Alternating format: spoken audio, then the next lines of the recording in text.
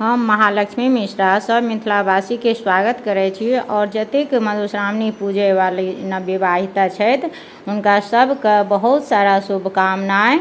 और जे कथा सुनै लए अहाँ सब बैसब तऽ हाथमे मोटरी लए कऽ सबसँ पहिने पाँचोटा बीनी सुनब जे हम पहिने के वीडियोमे बता चुकल छी। और आइ हम तेसर दिनक कथा कहै लए जा रहल छी तऽ अहाँ सब ध्यानसँ सुनू। और आइ जे छै पृथ्वी के जन्म और समुद्र मंथन के कथा हेतै तऽ अहाँ सब ध्यानसँ सुनू। ब्रह्मा विष्णु आ आनो देवता सब एक दिन सभा के विचार केलनि जे संसार में पाप ततेक पसरि गेल अछि जे पृथ्वी भागि कऽ पाताल चलि गेल छथि। हुनका कोनो तरहें ऊपर आनक चाही, तखनहि संसार बचि सकैत छथि। सब मिल पाताल गेला और पृथ्वीसँ प्रार्थना कयल ऊपर अयबाक लेल। पृथ्वी कहलथिन, लोक हमरा ऊपर रहैत अछि आ हमरे ऊपर मल मूत्र त्याग करैत अछि। एहिसँ हमर अपमान होइत अछि जे हमरा सहल नहि जाय अछि। देवता लोकनि कहलखिन, अहाँ एकर चिंता नहि करू। जे अहाँक ऊपर मल मूत्र करता आ ओकरा देख लेत तकरा स्वयं ओकरा पाप होइतैक। जे अहाँसँ बिना क्षमा मांगने अहाँक ऊपर पैर रोपत सेहो पापक भागी होइतै। देवता लोकनि अनुनय विनय पर जखन पृथ्वी ऊपर एली तखन डगमगाइत छलीह। तखन विष्णु काछुक रूप धारण कऽ अपन पीठ पर हुनका राखि लेलनि। समुद्र मंथन। देवता लोकनि सुमेर पर्वत पर समुद्र मंथनक विचार विमर्श लेल एकठाम भेलाह। विष्णुक विचार भेल जे ई कार्य दिव्य दानव सब मिलकऽ करथि। हुनके विचारसँ बाँसुकी नाग बजाओल गेला। ओ मंद्राचल पर्वत में अपन देह के लटपटाय ओकरा उखाड़ि समुद्रक कात लऽ आनल।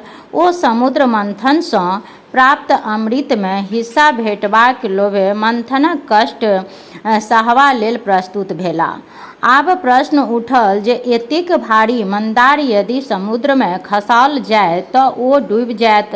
तेँ कोनो आधार होबाक चाही जाहि पर राखि कऽ मंथन कयल जाय।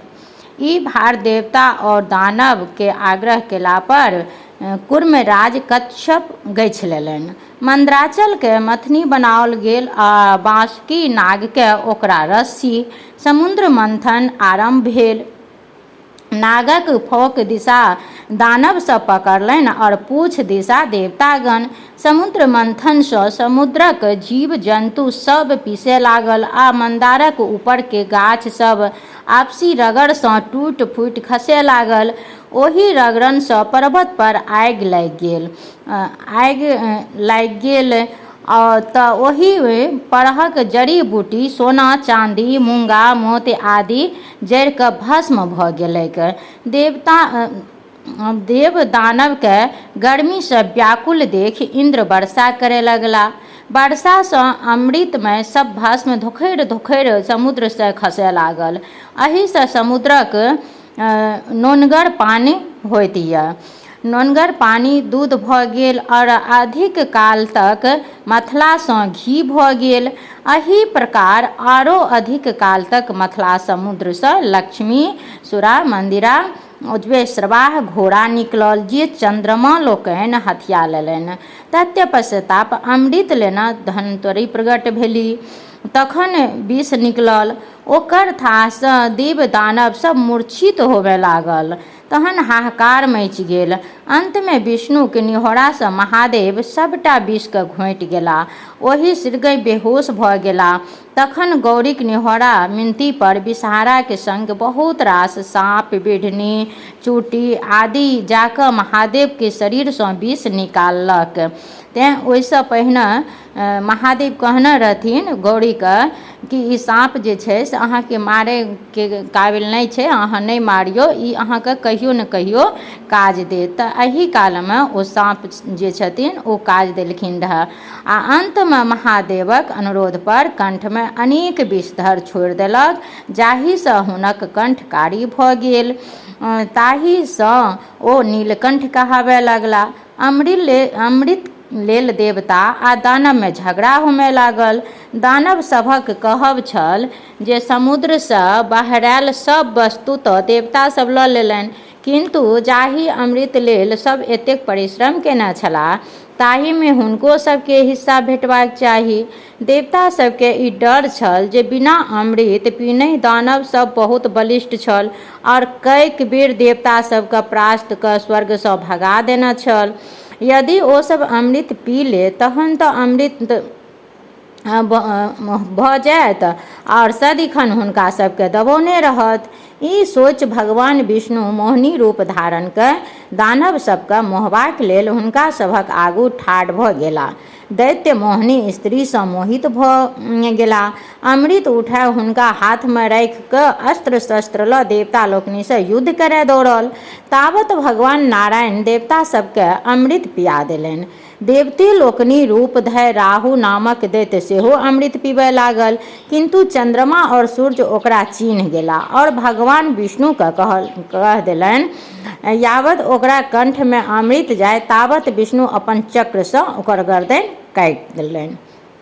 अमृतक स्पर्श भेलाक कारणे ओ मरि नहि सकल, किंतु दुई भाग में विभक्त भऽ मुंड राहु और धर केतु कहलौलक। ताहि सँ ओ सूर्य और चंद्रमा के शत्रु भऽ गेल। तें एखनहु धरि ओ कहियो कहियो अमावस्या में सूर्य के और पूर्णिमा में चंद्रमा के गिर लैत अछि, जाहि सँ सूर्य ग्रहण और चंद्र ग्रहण होइत अछि। जे ओकर धर काटल छैक तें सूर्य चंद्रमा फेर बाहर भऽ जाइत छथि। देवतागण के अमृत पियौलाक पश्चाताप भगवान विष्णु अस्त्र शस्त्र लय दानव सब सँ घमासान युद्ध कऽ ओकरा सबके मारि काटि पाताल भगा देलनि। बचल अमृत इंद्र के सुपुर्द कऽ देलनि। ओ विश्वकर्मा के ओकर रखवारी के भार दऽ देलनि। समुद्र मंथन में बांसुकी नाग रसिक कार्य केने छलाह। हुनका देवता लोकनि सँ वरदान भेटल जे हुनका मायक श्राप नहि लगतनि आ ओ सपरिवार जन्माजे महाराजक यज्ञ में नहीं जड़ता। हुनकर भागिन आस्तिक मुनि हुनके रक्षा करथिन। ई रहे तेसर दिन के कथा जे अखन हम बतेने छलहुँ। तऽ अहाँ सब फेर ई कथा समाप्त भेला के बाद में एक बेर पुनः बिनी कऽ सुनि लेब और तकर बाद गौरी विषहारा सबके पूजा कए कऽ भगवती के प्रणाम करब। फेर मिलै छी नेक्स्ट वीडियो में।